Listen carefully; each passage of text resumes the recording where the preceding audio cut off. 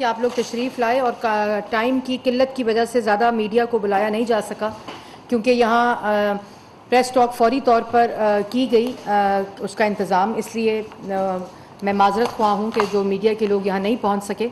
लेकिन मकसद सिर्फ आपसे मुखातिब, पाकिस्तान की आवाम से मुखातिब होने का ये है कि आपको बताया जाए कि एक शख्स जिसका नाम इमरान खान है, जो 4 साल पाकिस्तान के ऊपर बतौर वज़ीर आज़म मुसल्लत रहे, जो 4 साल पाकिस्तान के चीफ़ एग्ज़ीक्यूटिव होने की हैसियत से तमाम इख्तियारात उनके पास थे।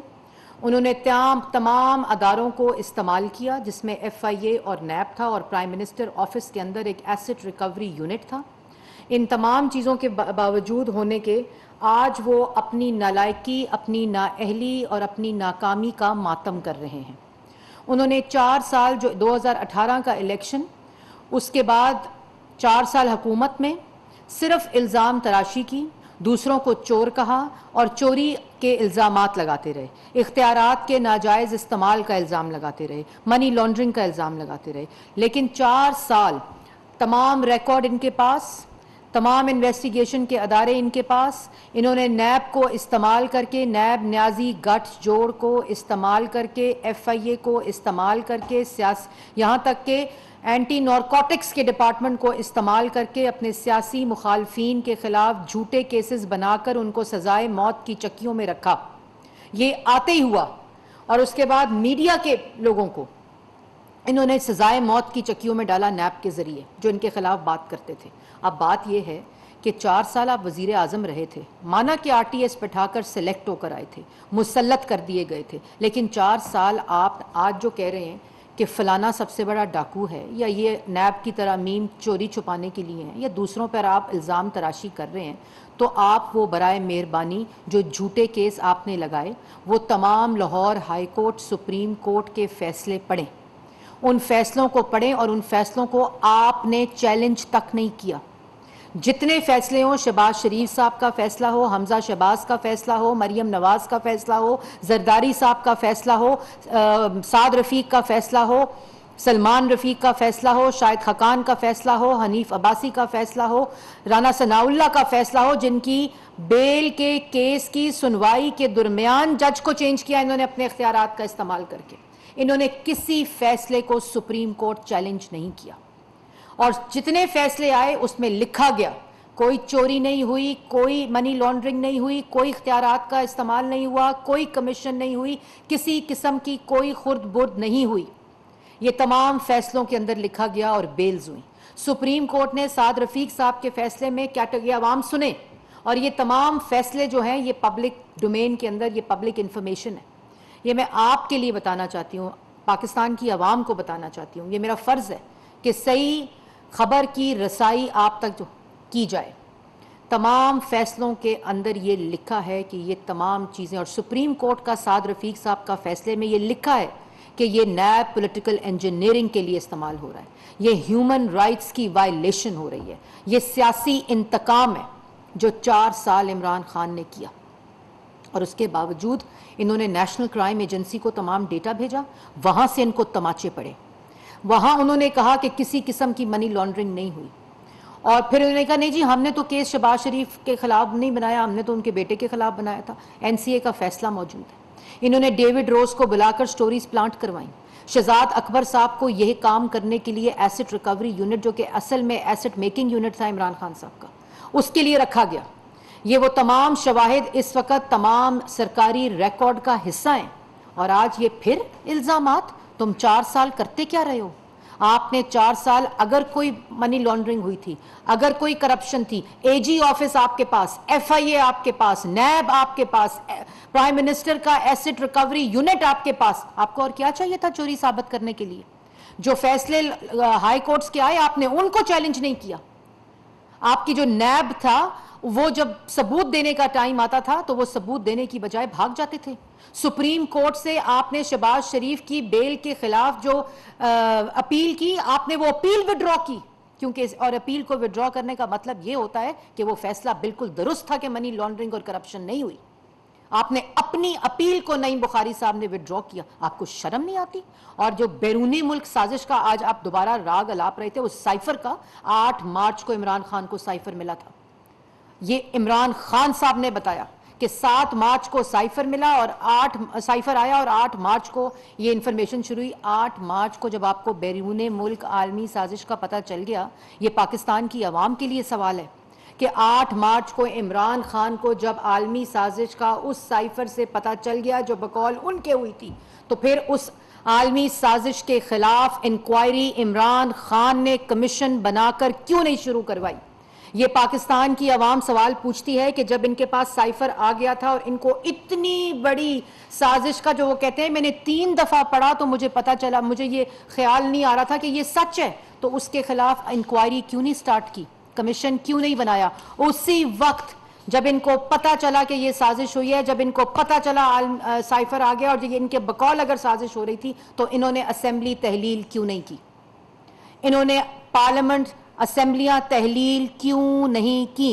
पंजाब हुकूमत इनके पास, वफाक हुकूमत इनके पास, खैबर पख्तूनख्वा की हुकूमत इनके पास, क्यों नहीं असेंबली तहलील हुई? क्यों नहीं इलेक्शन कॉल हुए? क्यों 28 मार्च तक का इंतजार किया, जब कागज लहरा कर कहा कि आलमी साजिश हो गई, जब अदम एतमाद इनके खिलाफ कामयाब हो गया उस वक्त? और फिर हर वक्त कहते हैं न्यूट्रल को मैं कह रहा था कि मदाखलत करें, न्यूट्रल को कह रहे थे मदाखलत करें।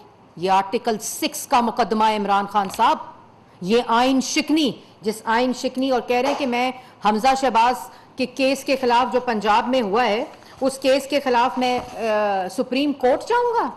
सुप्रीम कोर्ट वो जिस सुप्रीम कोर्ट के 5-0 के फैसले के मुताबिक आपने आइन तोड़ा, आपने आइन शिकनी की।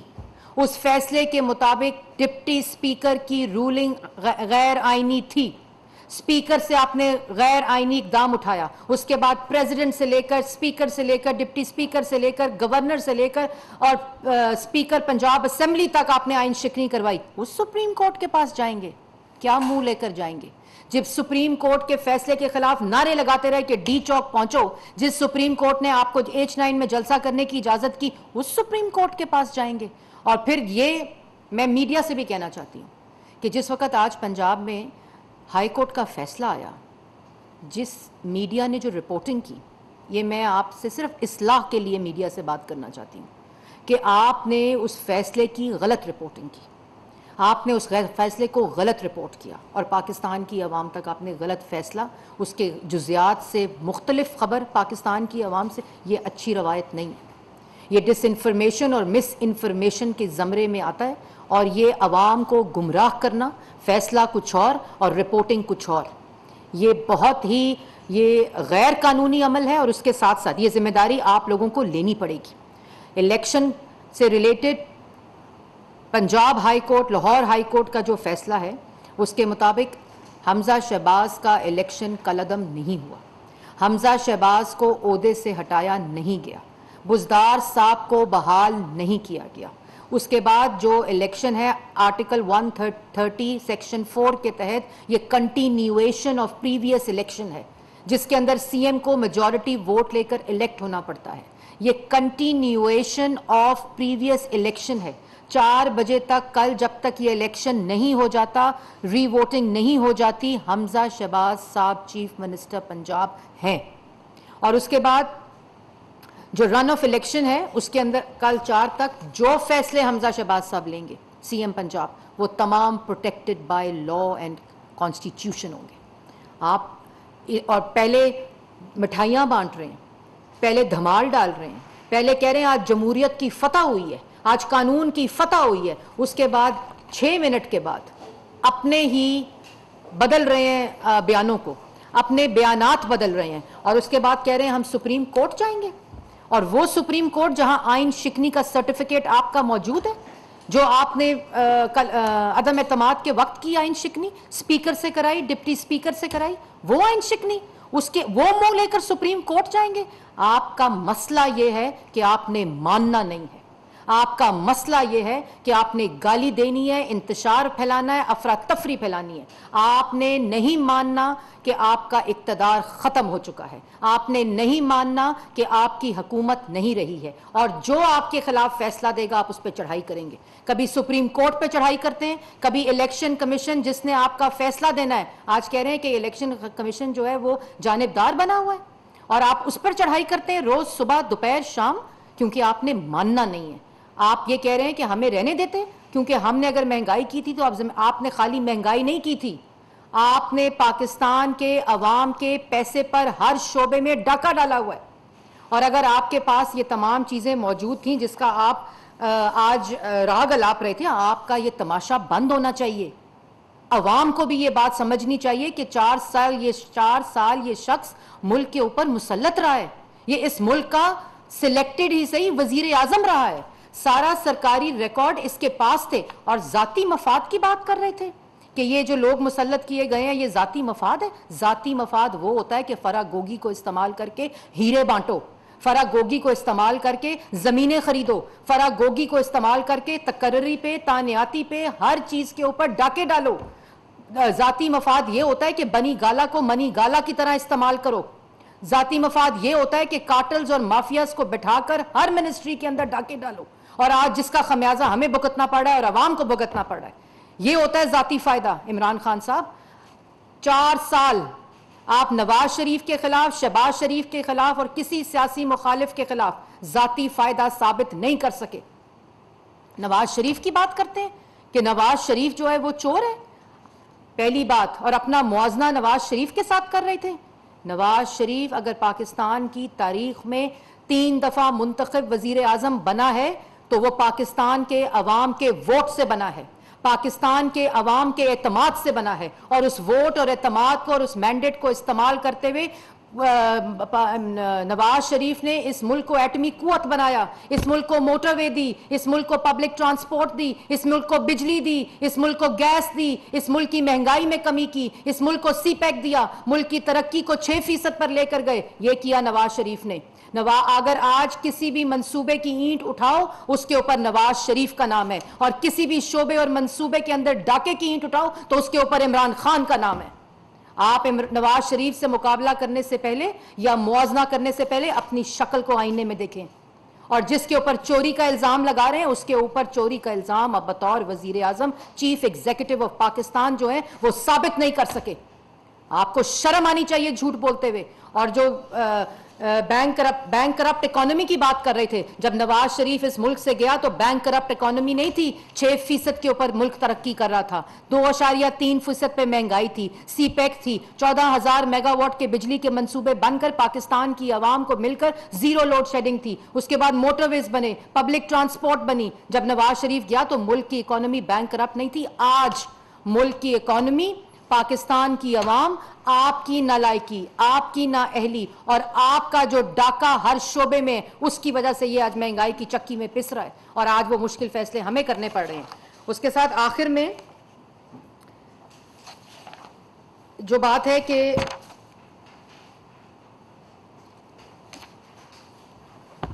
मैं गलती को करेक्ट करता हूं, और मैं जब 4 साल का मुआवजा करता हूं, जब मैं हुकूमत में था तो मेरे से गलतियां हुई और मैं बेहतर चला सकता था, और अब मैं बेहतरी से काम कर सकूंगा, बेहतरी से डाका डाल सकूंगा, बेहतरी से गैस, बिजली, आटा, चीनी उसका डाका डाल सकूंगा, बेहतरी से मुल्क के खजाने पे डाका डाल सकूंगा, बेहतरी से मजीद 5 कैरेट के हीरे खरीद सकूंगा, अंगूठियां खरीद सकूंगा, जमीनों के ऊपर कब्जा कर सकूंगा, और मुल्क की जो अवाम है उसको बेहतरी से, मजीद बेहतरी से महंगाई की चक्की में पीस सकूंगा।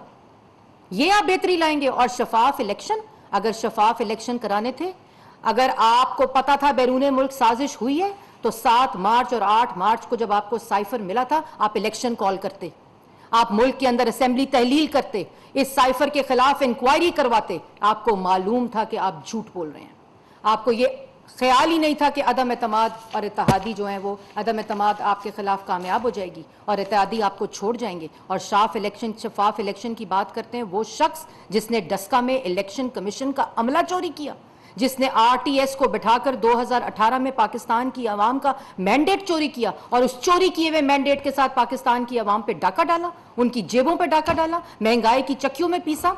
इसलिए अपनी बात करने से पहले अपने गिरेबान में झांकें और सुप्रीम कोर्ट जाने से पहले जो आपने कंटेम्प्ट ऑफ सुप्रीम कोर्ट की हुई है उसके बारे में सोचें। और जो इस वक्त हकीकत है कि हमजा शहबाज ही चीफ मिनिस्टर पंजाब हैं।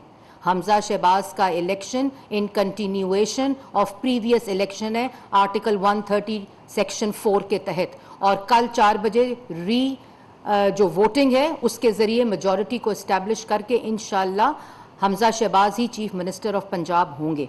और आपको ये बता दूं कि जो इंक्वायरी अगर साइफर की भी होगी, इंक्वायरी अगर इस मईशत को तबाह करने की होगी, इंक्वायरी अगर पाकिस्तान की आवाम पे जेब पे डाका डालने की होगी, तो उसके अंदर जो नतीजा होगा वो इमरान खान साहब आप जेल में होंगे। बहुत शुक्रिया।